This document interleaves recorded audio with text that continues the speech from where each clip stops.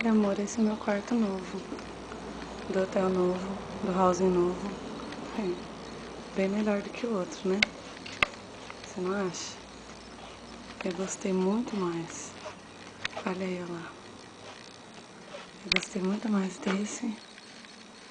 Muito mais desse do que do outro. Não dá pra ver que tem um banheiro igual o outro lá também. Só que aqui é menor as coisas. Mas aqui, por ser hotel... Aí falou, por ser hotel, é mais tranquilo. Deixa eu mostrar aqui.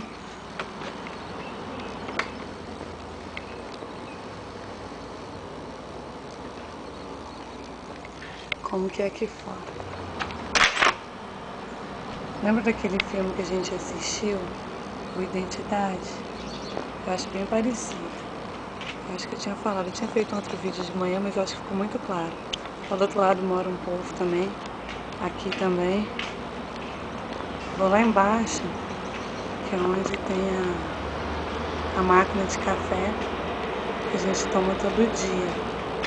Mas é bem melhor assim, o ambiente é bem mais tranquilo, dá pra descansar muito mais.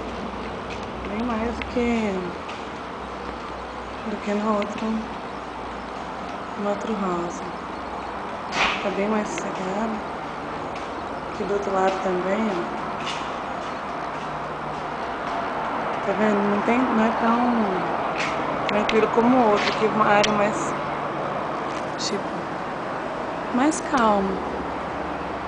Mas eu gostei mais. Mas deixa eu ir lá embaixo agora. Beijo, amorzão. Te amo.